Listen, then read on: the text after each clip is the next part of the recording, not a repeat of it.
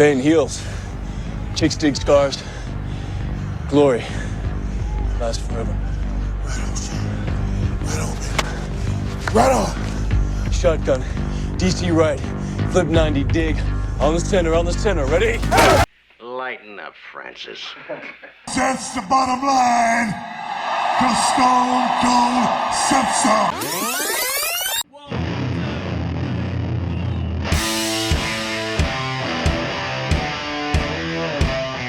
You're listening to The Review on the OSG Podcasting Network.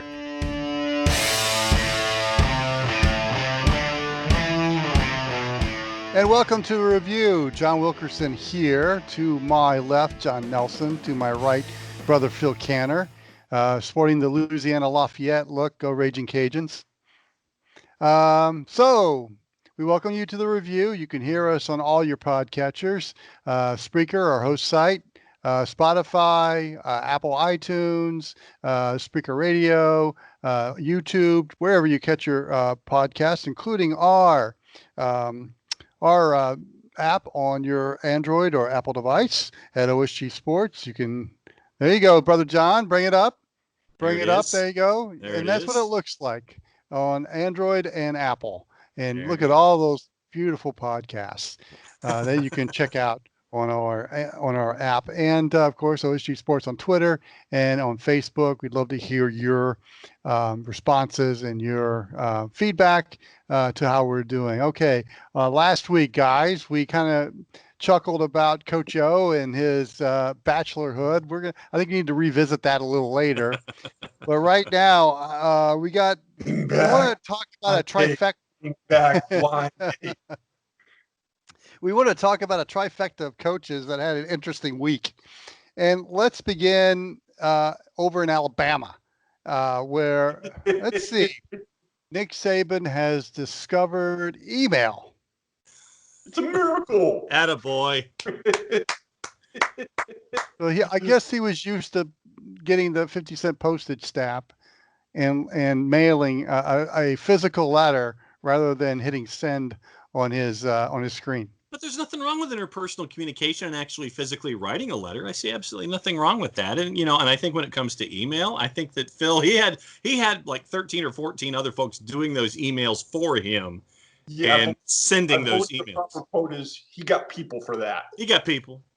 Well, he had people. He had his wife, Terry, doing his emails. Terry. And Miss Terry was, I guess she's decided that the pay isn't worth enough sending his emails. Learn to use the computer, sir.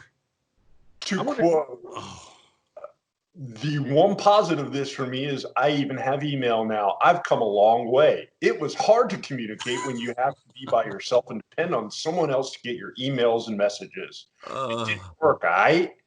They were sending them all to Ms. Terry. She said, I'm not dealing with your stuff anymore. So I had to do them on my own. Did she say stuff? That's in the printed version. I'm sure that's the word that was used. That's from the interview that he did with ESPN sideline reporter Maria Taylor this week on Instagram on Wednesday. Stuff was the operative word there, wasn't it? I'm tired of sending your stuff and receiving your stuff. So are we impressed that the Alabama head coach has discovered email at age 68 in 2020? I don't know about you guys, but I've been sending email since 1994. All right. Yeah. Isn't that about the time? Mm-hmm. Early 20s for me? Yeah. I find it more fascinating that he just designated Miss Terry to deal with it for him, especially since he has enough money and a big enough staff to have people who do that for him. Could you imagine Scott Cochran sending emails on behalf of Nick Saban? It'd be all caps. Well, it's kind of par for the course when you come here now. Why are you coming here now? Yeah, I was going to say, sounds like it's pretty par for the course. Yeah. Oh my God. How do you recruit? I guess if you have social media, I guess you could still recruit without email. You could always tweet. Wait a minute. Does he have Twitter? I'm sure someone tweets on his behalf. Is it the real Nick Saban? I gotta Is look that it his up. handle? Probably. I'm dying to know. Not the fake Nick Saban? Inquiring minds want to know. Okay, so now that Coach Saban has discovered emailing, does he have is a test this week for him to be able to send an attachment? Yes, or a GIF. And oh God, no. That might be beyond his capabilities, John. He does definitely not have a Twitter account, though there is Drunk Nick Saban statue. Yes. Not Nick Saban. Kirby Smart is Nick Saban's son. Drunk Nick Saban, yeah. Nick Saban's headset. Nick Saban's email actually does have its own Twitter account, by the way. So there's that. And wow, of course, that must have been just new. And then the ever popular Jive Nick Saban account. No. No. Oh, yes. I didn't know Nick. Well, maybe he does speak jive.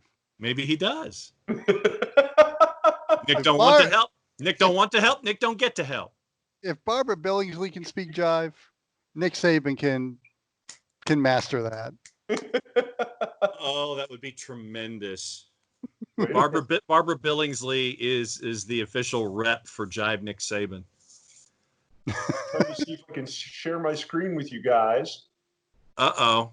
Oh, no. He's trying to do the impossible on the YouTube version. Nope, it won't. I was going to say you can do that if we zoomed our meetings, but not if you Skype, not in current Skype format. Wait a minute. Uh-oh, he may have discovered something. Uh-oh. Is he bootlegging on Skype? Oh no.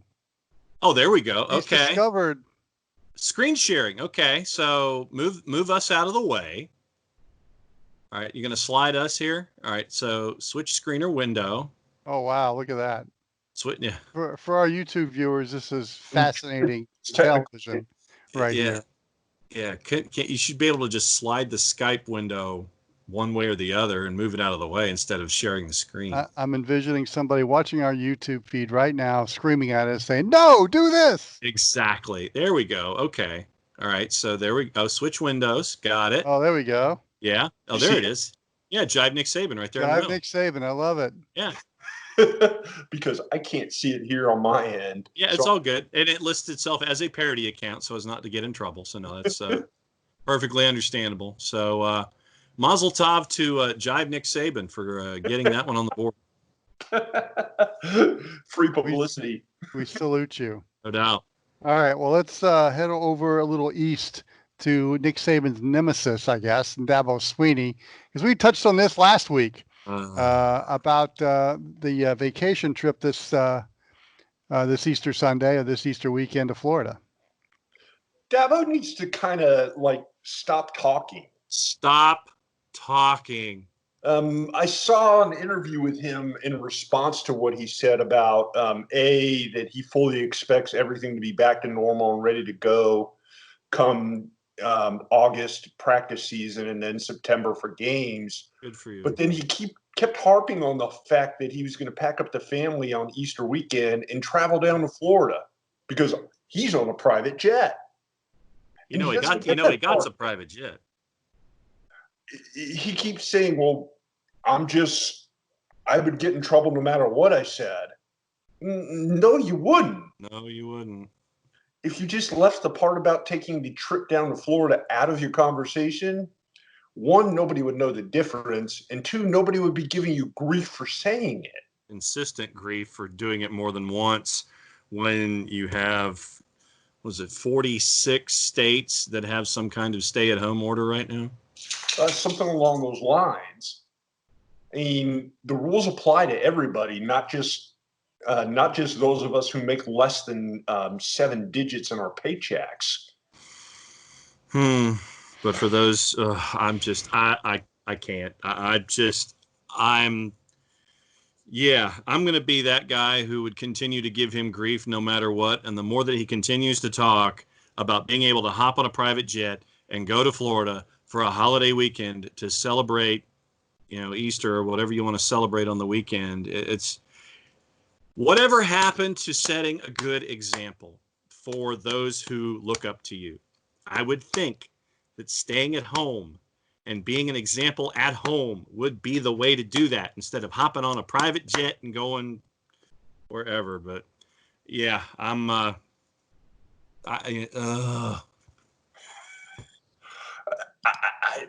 don't understand.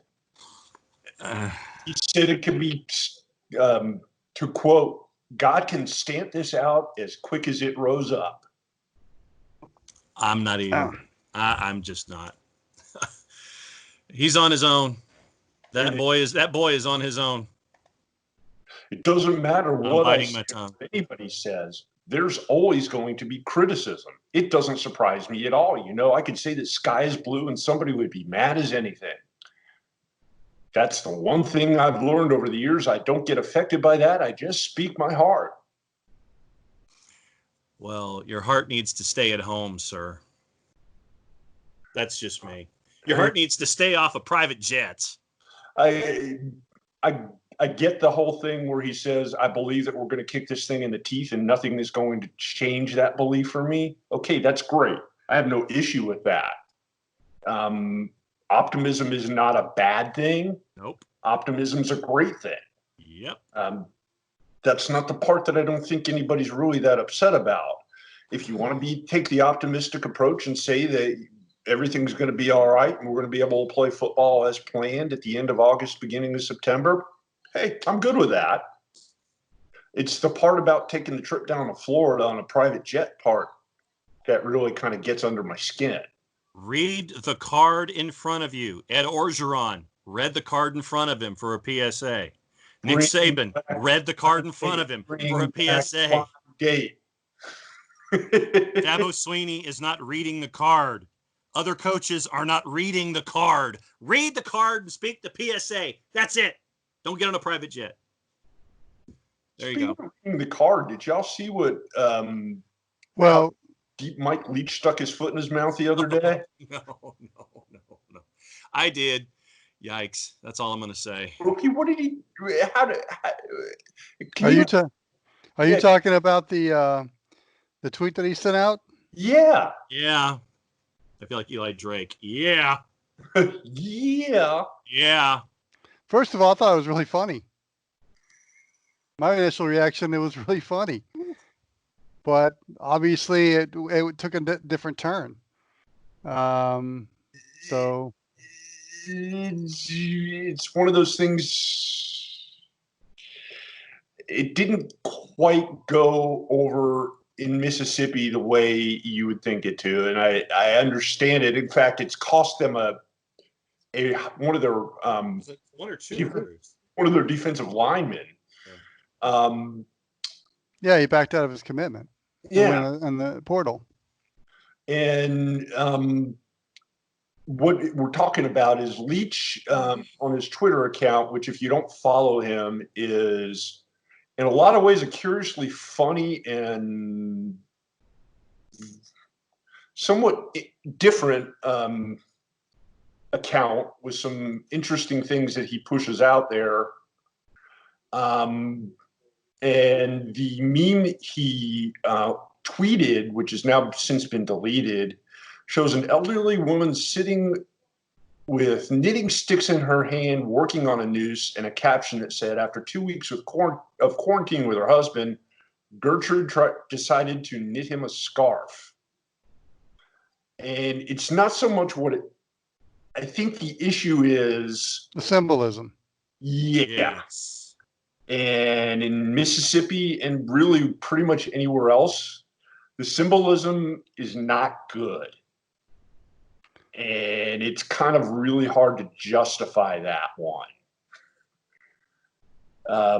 Yeah, I get humor and I get making a joke about having a husband locked up with a wife, being stuck in the house, being around each other all the time, as opposed to being able to have their own separate things.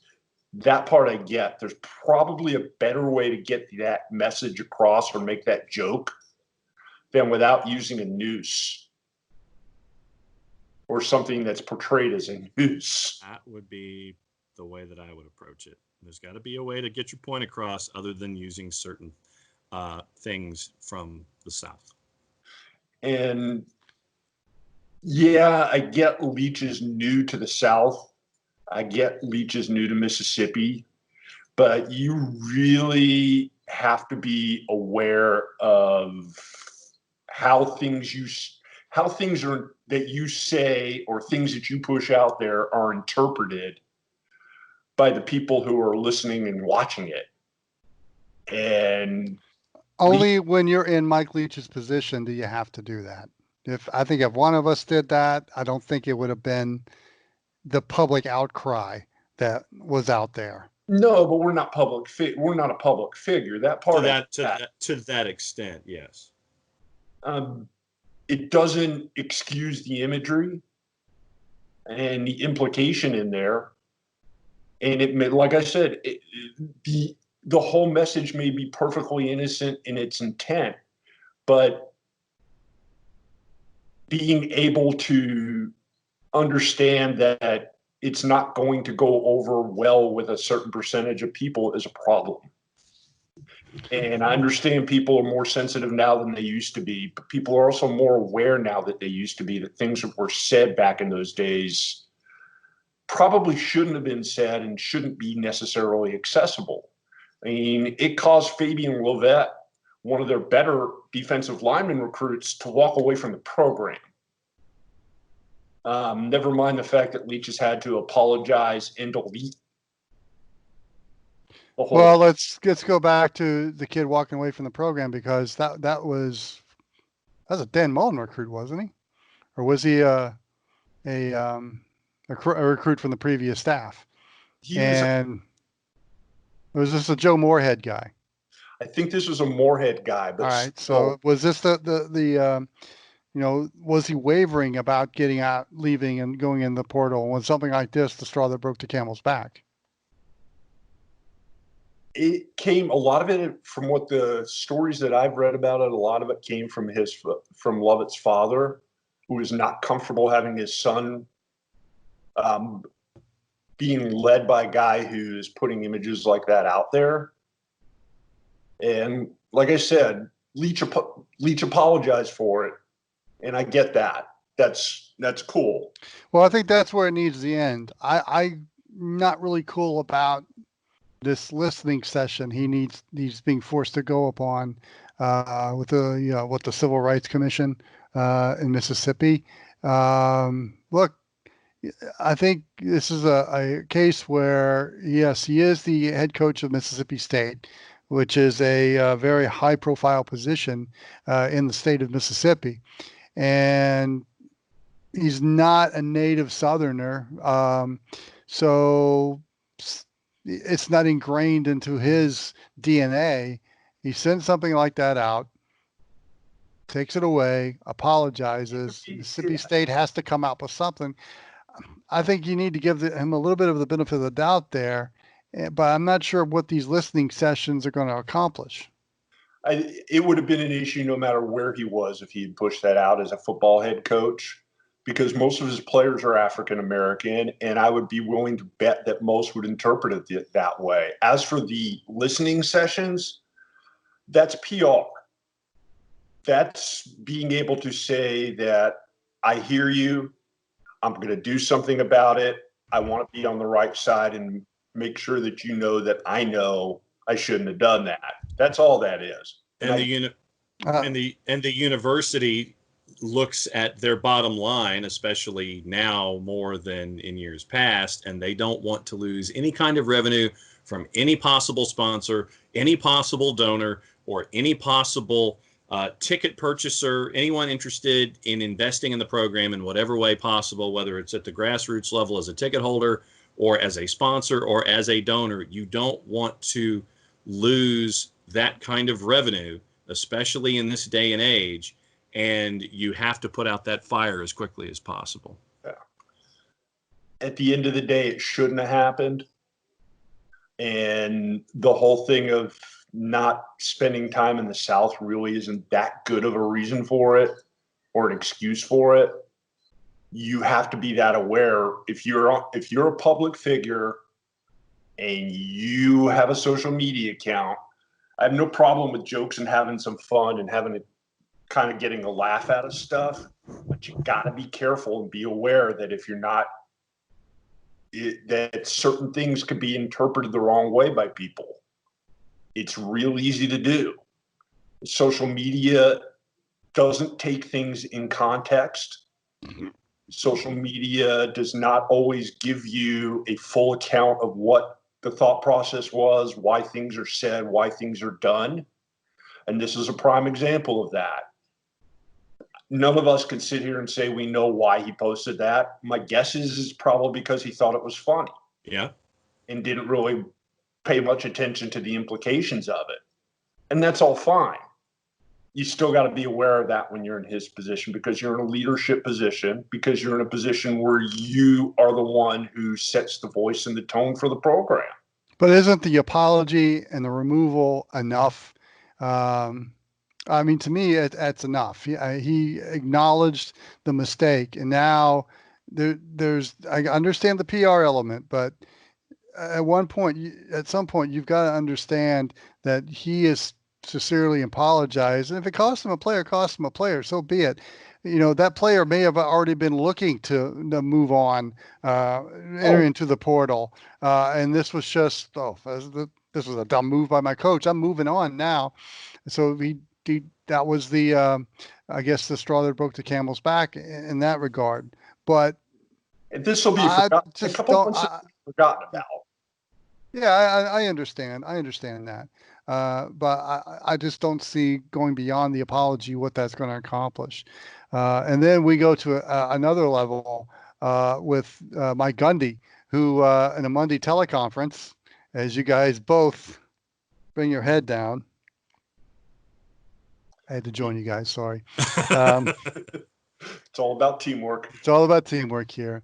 Talked about his opinion of the COVID-19 virus, about how it affects young men 18 to 22 and their quick recovery rates. And then talking about speculation. Let's get started on May 1st.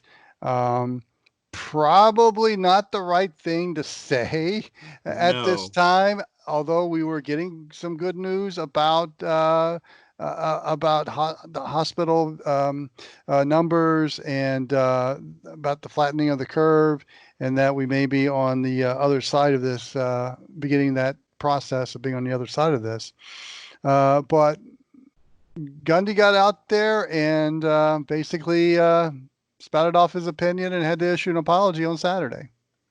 He did, and the Oklahoma State also had to kind of distance themselves from the comment saying, quote, actually, this is a paraphrase, not a direct quote, basically saying that ultimately the school will be the one who decides when the guys come back, when football begins again, when practice begins, and when people start resuming in a normal life on the campus there, which technically they're the ones who are going to make that decision, as much as Mike Gundy may be one, if not the second highest paid employee in the state of Oklahoma, behind maybe Lincoln Riley.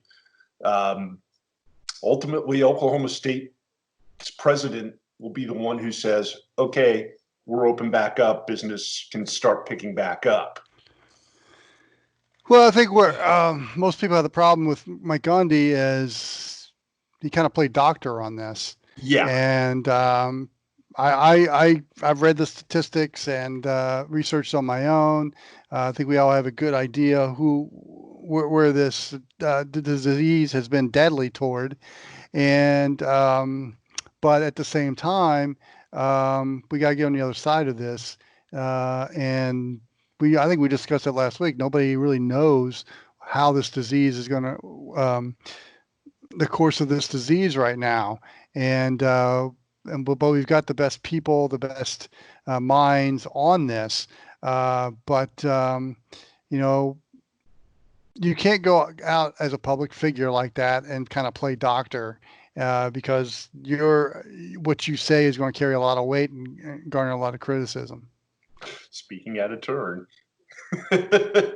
No, you're exactly. Right. Now, go ahead, Joe. Encouraging over the last couple of days. there may be some glimmers of light starting to poke through the tunnel there, but we're a long way before things are going to get ready to resume and return back to normal as much as we'd like them to. But the potential exists for we're still not yet at the point where we're saying that we're not playing college football. It's just we may not be playing it on Mike Gundy's timeline. John is raging right now. Go, John. Go. Go, John. All right. First and foremost, Gundy apologizes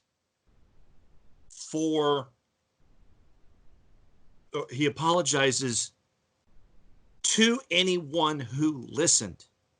He didn't apologize for what he said.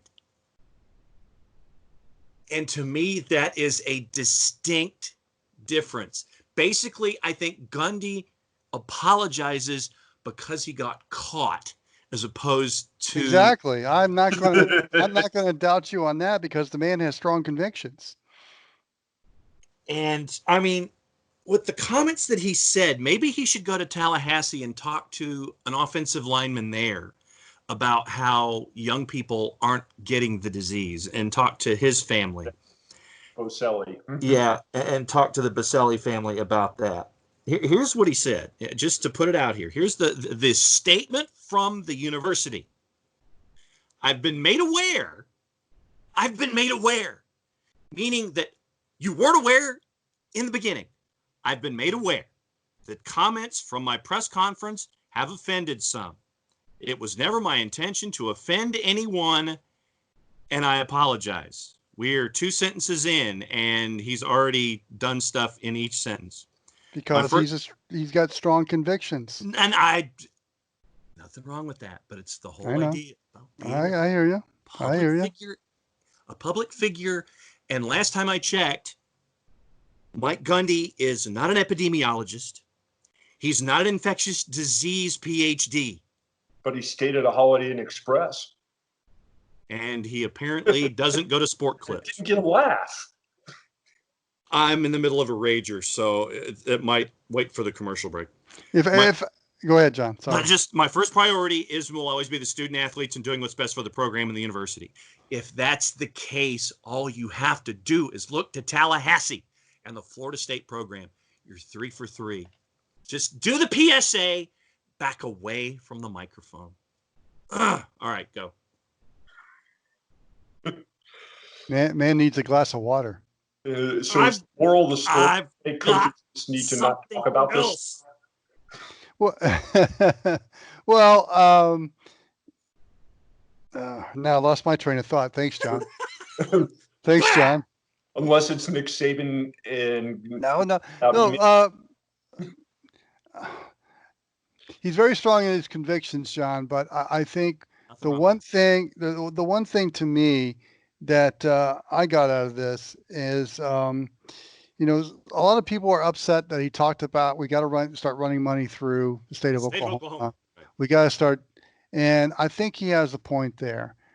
We've got to. We've got.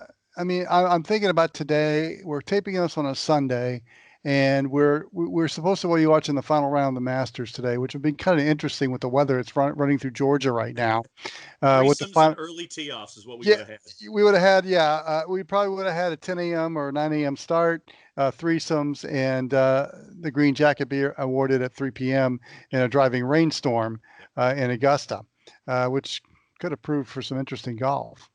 But I don't know about you two, but I'm almost have reached my limit as far as this sequester, as far as this stand in place, whatever we're terming this now. Shelter in place. Shelter in place. Thank you. Yep.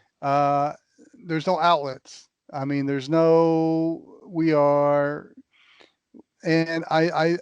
think I don't know. Now I'm starting to get like you, John, a little agitated, but I think you made a point that we need to get the economy flowing again. Not in dispute, but not on his timetable. Well, I'm not talking about his timetable. I'm talking about, I think I like the fact that he brought that subject up, that we need to start running money through the state of Oklahoma, the state of Georgia, wherever state you're from right now.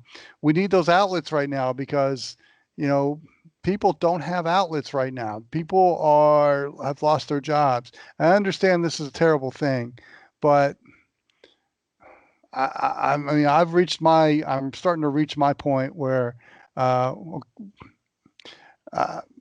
outlets just aren't there. And I thought it was a good point by Mike Gundy that we got to get those things going. I understand that the timetable, May 1st is not the hard and fast timetable, but at the same time, I think we need to start looking that way. We need to find some positive stuff that we look forward to. And those things are just not out there right now. Well, that's what the second block of the show was about. Well, man, is that what we call a tease? Maybe. Sure. Finish your thought. See. Well, I don't know what my thought is because, I mean, I'm serious, guys. I mean, this is something that has really bothered me, and I understand that Gundy's thing is one thing, but I thought when he brought that up, it kind of spoke to me. Like, now let me preface it by saying I don't think a May 1st hard and fast time to do it is the right way, but at the same time, we need to start getting things. These people need to start looking forward to something. College football is what everybody is looking forward to. And I think every effort should be made in place to make sure that it starts on time. Because that's really the one thing that's left that can do it. I mean, everything else is pretty much done. I don't like what baseball's thinking about. Let me throw that out there. I think what you're trying to get at is, as much as we're talking about making plans for the potential of not having a season or a season without fans or a season without preseason practice or anything like that, the inverse needs to work on that. Is we need to have a plan in place to get things launched again and started from. As much as we're talking about what are we going to do if they can't play, we need to be talking also about what can we do once we get the green light to start going back to normal. Is that what you're getting at? Kind of. I'm also getting at this. We had some really good positive news about COVID-19. Yeah. And that's what I'm saying. That's what I said before about having some light showing that things are, in some cases, things are starting to, at least the curve slowed because of what everybody's done. And it's been a huge sacrifice by pretty much everybody, not everybody, but a lot of people. Right. I totally get that. Now let's correlate that with looking forward to the events that we need to go to. How many graduations won't be staged this month or next month? Billion. And from a pure football perspective, how do you start planning for making up for that missed spring practice? What do you do to get guys ready? How do you prepare them for the upcoming season, knowing that you've got that practice coming up at the end of July, beginning of August? So you missed your 15 practices in the spring. Right. Let's think about this, guys, as we go to break. Is spring practice that big a deal? Symbolic. Let's ponder that for a minute and take a break because, all right, we've talked about some stupidity and we've all been kind of fired up about it.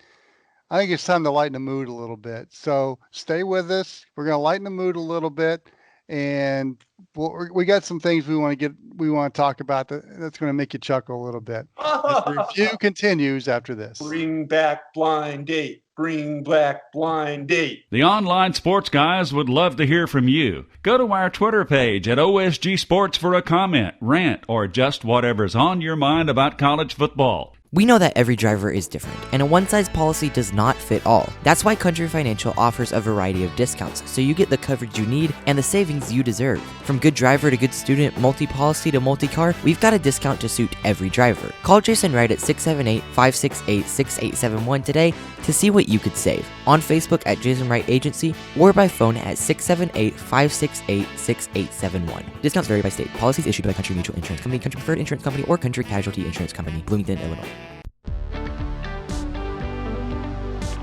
If you've been hurt in a car wreck, contact my friend Steve Apolinski of Apolinski & Associates. He's been representing individuals for over 30 years throughout Georgia and Alabama. Email him at steve@aa-legal.com or call him 24/7 at 404-377-9191. The initial consultation is free. I mean, listen, we talking about practice. Not a game. We talking about practice.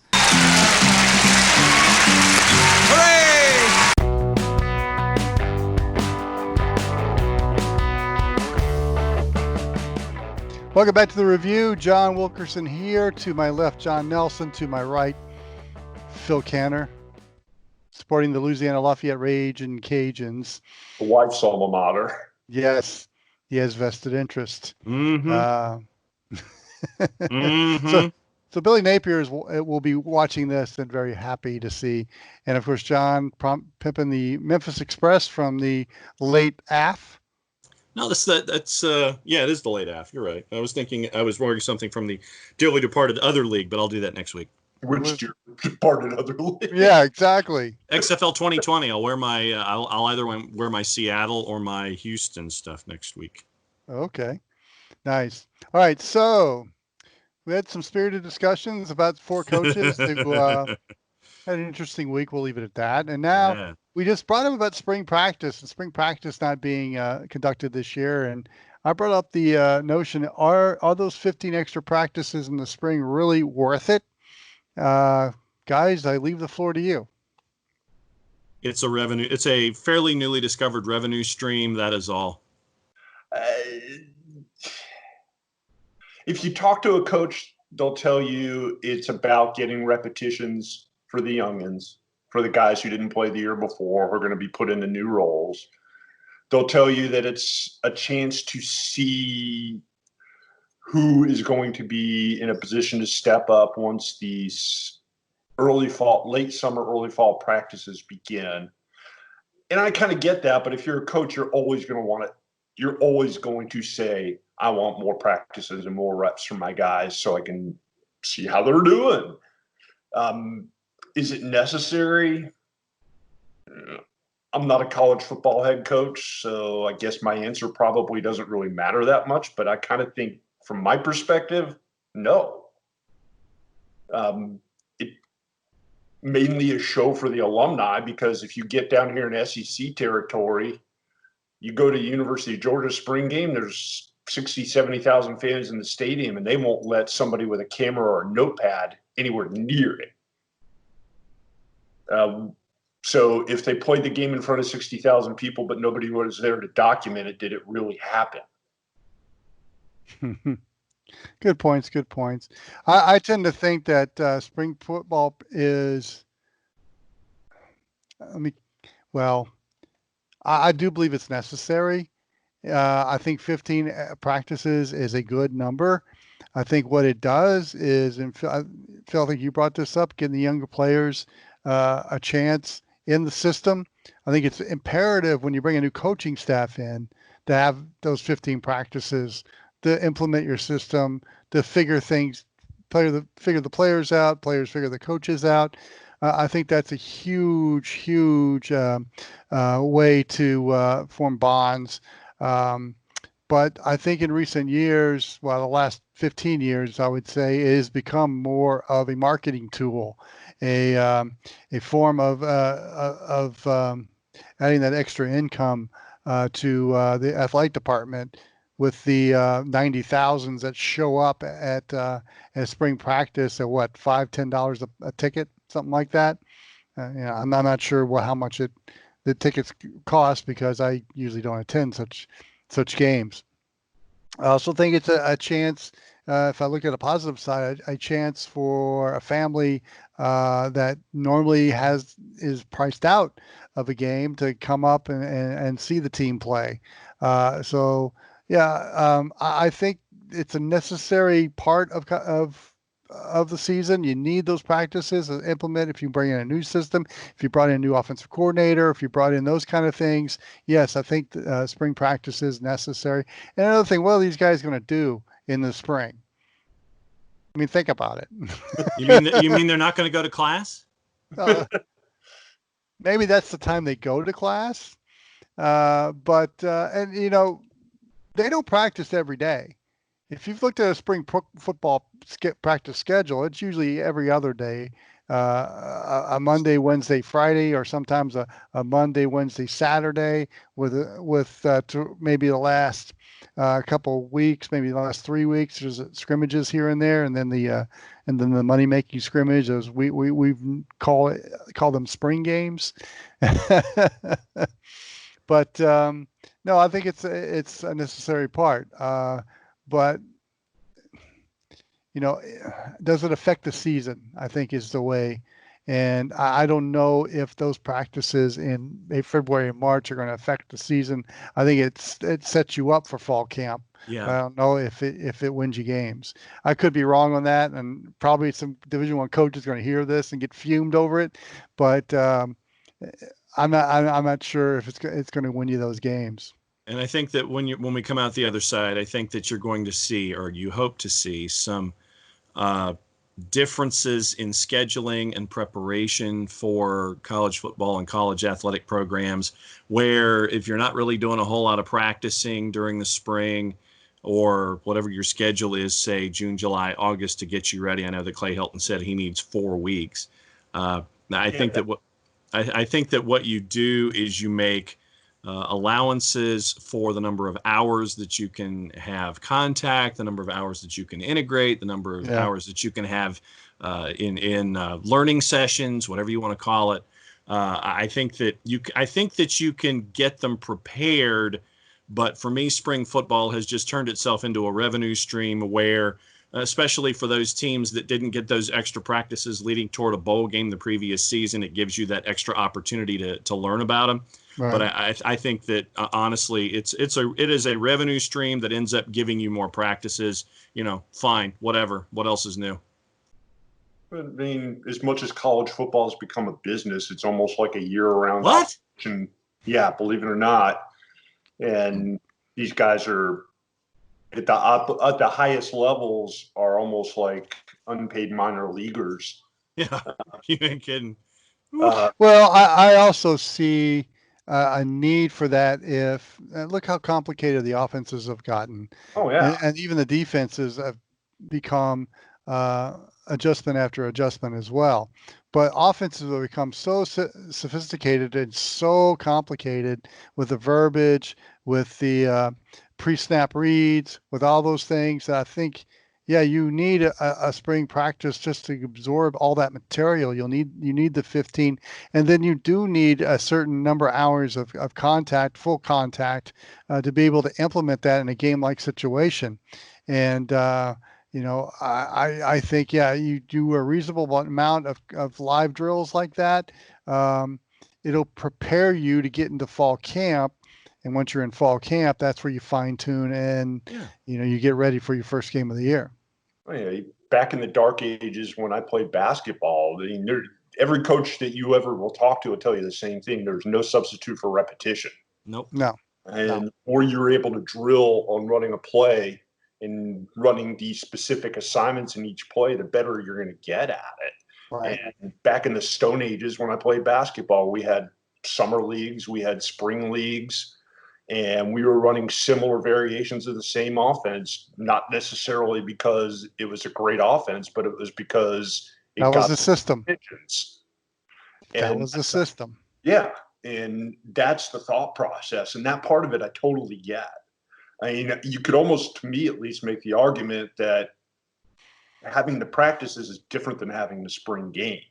The spring game is what is all for show. You're not going to get the fans into the stadium to watch all those 15 spring practices, and that's where you're going to get your work in.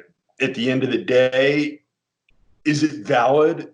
Maybe. You could also, like you guys were talking about, why not give them an extra week of camp before the season to get some extra repetitions, or hands-on learning time, practice time to run individual isolation type drills for different plays and different patterns that they don't get because of the NCAA restrictions. I get it. Okay. Both ways. All right, guys. Is it time to play? I believe it is. Hey, everybody. party. I'm Roger Lodge, and welcome once again to the party known as Blind Date. And now all ready and raring to go are the three sincere single citizens waiting to play tonight's game number 1. So let's meet them right now, and here they are. Bring back Blind Date. Bring back Blind Date. So last week we talked about Ed Orgeron now becoming a bachelor. And we know that Lane Kiffin is a bachelor. Yeah, well, we know that he's not married. Let's put it that way. He has not remarried since his divorce. Okay, well, up next. I think technically I'd be a bachelor, but I'm not going to go into semantics here. Uh-huh. All right, so LSU, Ole Miss, rivals. Yes, same conference. With coaches on the prowl. Uh-huh. Oh, that's an image. Who were on Pete Carroll's staff at SC. Player than Orgeron when it comes to that. Oh my God! Just remember, they were on Pete Carroll's staff at SC. Oh, that's tremendous. Kiffin's got the All-American looks, but how do you beat Coach O in the growl? Exactly. All right, Coach O and Coach Kiffin in a bar in Hattiesburg. Oh no! I'm just throwing a name out there. Set up line to And they both spot an attractive lady. Who wins? Depends on what the lady's looking for. Depth. That. Are you that? Honestly, it depends on what the young lady is looking for when it comes to the gentleman that she wishes to spend more time with. Is she looking for the guy who's going to go back behind the Hampton Inn and go strangle a gator for her and turn it into a cookout, or is it going to be luggage? Or maybe some luggage and some boots, or someone who wants to find to live in the biggest house on the big side of town and style and profile, and from the Oleg Cassinis to the best suits in town. I mean, it depends on what you're looking for. And I mean, because if you look at it let's look at it on a scale. Coach O, Kiffin, money, probably a little bit of a minor difference in terms of the pay scale. But if you're making as far north as 7 figures as both of them are, that's pretty much a draw, don't you think? Yeah. Of course, it depends on what the settlements were, or going to be in the marriages, and we could also bring in the other guy from the SEC West who had a divorce when he was leaving one institution and heading to another. Although he currently does have a girlfriend by all indications. Who would that be? That would be Jimbo Fisher. Yeah, I can't say his name, so I left it to Wilkie. Oh, okay. Yeah, no. Let's, for the sake of argument. Because his personality kind of looks like his hairpiece. Ever changing. All right. So where is the depth of talent for eligible young women? Who has the advantage? Or eligible women, I should say. Who has the advantage? Is it Ed Orgeron being at LSU, at Baton Rouge, having New Orleans within driving distance, or is it Lane Kiffin in Oxford, Mississippi, with Memphis in driving distance? I got to go with choice number one. You're an hour away from New Orleans. Case closed. I don't know. Ole Miss's track record with Miss America contestants is pretty strong. Pretty strong, yeah. I agree. I agree. You could make an argument there for a draw or slight advantage Ole Miss, at least in terms of accomplishments. I'm going to agree with you there, but I think Orgeron may have a little bit of an advantage knowing that he's in Baton Rouge. Mm-hmm. Louisiana native, can speak the language. Yes. Oh, God, can he speak the language? Yeah, definitely. If you go to category number 3, communication, despite the growl, yeah, definitely advantage Coach O. Yeah, I got to go with Coach O here, 2-1. Okay. All right. You just, John, I got to give you credit on something right now because something just popped in my head. We're going back to let's forget about blind date. Let's go back to the dating game. Yes. And here they are. Jim Lang. Yes. Okay. So you established Jimbo Fisher as divorced and perhaps has a girlfriend now, but All right. So you're a bachelorette, and behind the wall is Jimbo Fisher, Lane Kiffin, and Ed Orgeron. Can you imagine the questions and the answers you would get from all three? Bachelor number 1, describe your perfect evening. Well, I like to watch tape and go strangle a gator. Go Tiger. spend some time out there near the swamp. And number 2, what about you? This would be Lane Kiffin. Just kind of chilling back by the beach, hanging out. Yeah, just kind of hanging out, kicking back, maybe a cigar, put my feet up, maybe a little brandy on the back porch. In Bachelor number 3, how would you spend an evening? Well, I'd go out, find me a napkin, and I would go and draw the assignments. And I gotta find a quarterback. I gotta find a quarterback be able to throw something. I gotta find a quarterback be able to throw with accuracy. I gotta find that quarterback. Gotta yell at my quarterback. That's what I gotta do. Bachelor number 3, what does that have to do with the question? That's why Bachelor number 3 would be the first one eliminated. When you brought up Coach Fisher, dating game popped in my head a few seconds later. Because he does look like Jim Lang. That's true. He does. Doesn't have the deep pipes though. No, he does not. All right, guys. Anything else I've missed? Yeah, real quick. A couple of things. Did you see this about Jim Harbaugh offering a scholarship to a second grader? No, I didn't. Okay. Enlighten me. Here's the deal.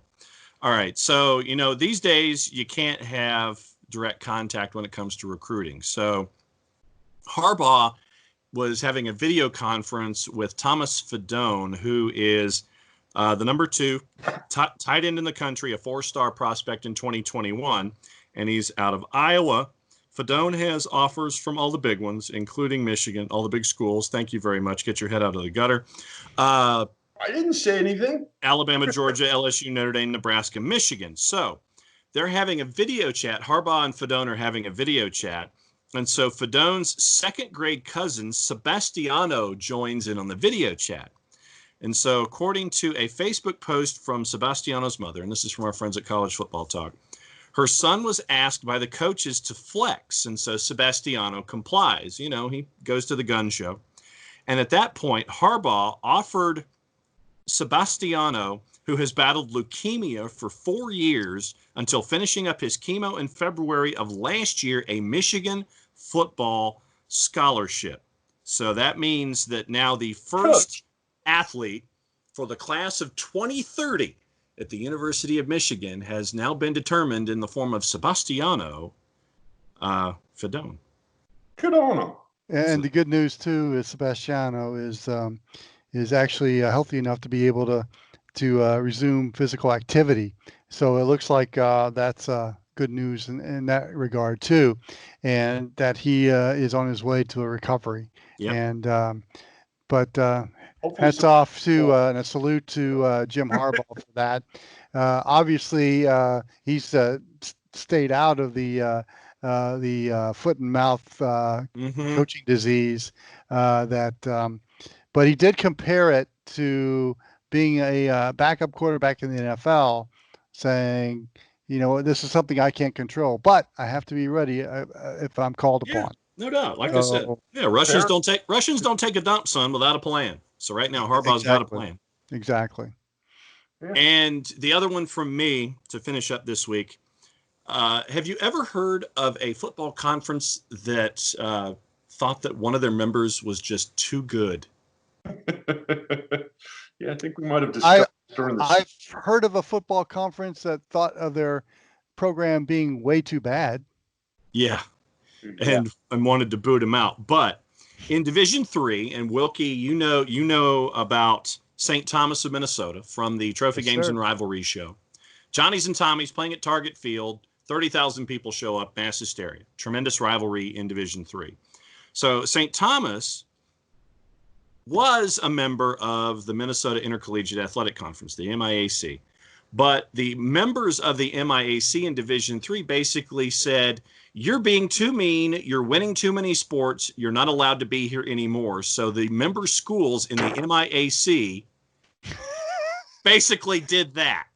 The hat drop and got out. You're like, yeah, you're not allowed to play our reindeer games anymore. We're kicking you out of the conference. And so right now, it is in the hopper that St. Thomas could potentially move from Division III to FCS, to Division 1AA. Obviously, that's contingent upon things getting back to normal. But it looks like the Summit League, if the NCAA decides, yeah, you guys can go from D3 to FCS, the Summit League will give St. Thomas a home. So you won't get it until summer, but right now, don't win too many games, otherwise your member schools will kick you out of the conference and you'll have to go find another home. So it looks like St. Thomas might be finding another home in FCS just because they've won too much in Division III. Well, if that was totally true, though, then Alabama would have been kicked out of the SEC like 5 years ago, wouldn't they? Well, to a degree, but at the same time, I think that they understand that there's too much money involved if you get rid of Alabama. And we know that we know the CFA is coming anyway, or CFA 2.0 is coming anyway sometime soon. So at the time of the next TV contract or two down the line. Yeah, you would think that if we're going by football, that ACC would have a case against Clemson. Oh, God, yes. Because that's going to go on for a while. But you don't want to boot your cash cow out. This is just Exactly. a member school that everybody's like, oh, no, you've won too much. You can't be here anymore. And why would you want to kill the Johnny and Tommy rivalry? Well, I don't know. St. John's has to follow? No, but I don't know if we've heard the end of Johnny's and Tommy's, though. I think that has not been decided yet. But if one of the byproducts is killing the Johnny's Tommy's rivalry, that is a shame for trophy games and rivalries. A, for our show, and B, for college football rivalries. If they're playing in the FCS, there's no reason why they couldn't keep that going. Yeah, I mean, it's just obviously the first couple of seasons, what folks are anticipating for St. Thomas would be pretty lean because of just the sheer amount of investment that has to happen. You're talking 8 figures to the left of the decimal for most sports to go under their umbrella. So it'll be interesting to see what happens with St. Thomas of Minnesota for being too good in football. Doesn't that kind of set a bad precedent, though? Oh, it sucks. Especially at the D3 level. It absolutely sucks. I mean, you're too good, so you can't be here anymore, and so you're going to have to go. But I don't know why, any of the other Division III conferences that are nearby wouldn't want to sit there and say, hey, you guys want to come in here and boost our profile? Go for it, like Great Lakes or something like that. What FCS conference do you think? You said the Summit. That St. Thomas could land. Well, the Summit is where they don't have a football. So then you're probably looking Mo Valley? That would geographically, yes, that would make sense. Yeah. They wouldn't be very competitive because that would be like a Sunbelt team going to the SEC. Yeah, that's like I said. I mean, wherever that would be Troy leaving the Sunbelt and going to SEC. Yeah, I mean, you look at. All right, so FCS conferences. As I sit there, and I know this is tremendous television. Pioneer League. Could be but then you look at the Pioneer, and then that's non-scholarship, and you're having to play games at like USD, and your travel budget goes through the ceiling. Right. So I mean, is it Big Sky? Is it Mo Valley? Is it? Well, geographically, the Valley would make sense. Yeah, I mean. That's about it. Yeah, because I mean, you're looking at as I look down. So let me do this. So let me get to my notes here. So I mean, you're looking Ohio Valley, you're looking Mo Valley, and you're looking Big Sky. Those would be the 3 that I would think of. But the Summit will be more than happy to take them and anything else. But I would think that you'd want to. But then you'd be playing as an FCS independent. If you're doing that, so let me see who's an FCS independent currently in football. That probably wouldn't be a bad way to get started. Yeah, but then you've got to figure out how to figure out your schedules. it's less of an issue than it is at the big boy football in the FBS. Well, I think they would have a puncher's chance in the Missouri Valley because of the football tradition they have at St. Thomas. Yeah, obviously, they're going to have to upgrade their football recruiting.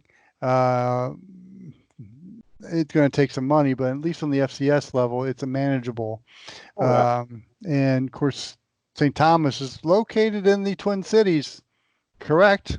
Mm-hmm. So that's an attractive place if you want to be recruited on the FCS level. Okay, so right now you get to play North Dakota State and South Dakota State and those type of schools. Yeah, the only independents right now in FCS are North Dakota and North Dakota is joining the Valley next year. Right. So you're looking What was the second? Merrimack. Go independent for a few years and then try to get into the Valley is how I would do it. Yeah, so that'd be so join the Summit or whatever. But I don't want to see the Johnny and Tommy game go away. I don't either because it takes content away from our shows. So that's John's T-shirt for next week. Save the Johnny and Tommy game. Oh, if I could pull my my Johnny Rat T-shirt, I might do that. And plus, if they are an independent, at least early on, it makes it a lot easier to save that game. Yeah, and then you could sit there and figure out your path, whatever sports, and piss off the Summit League down the line. But yeah, big investment all at once. You can kind of start building from there. Yeah, so and maybe twist the arm of the Johnnies. Come join them.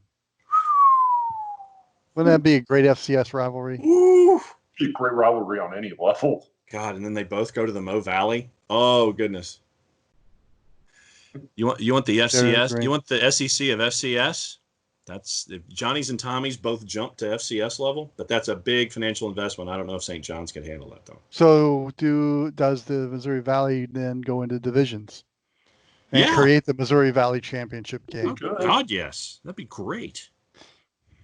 I'm for it. I think I'll be old and dead when Missouri State plays in it.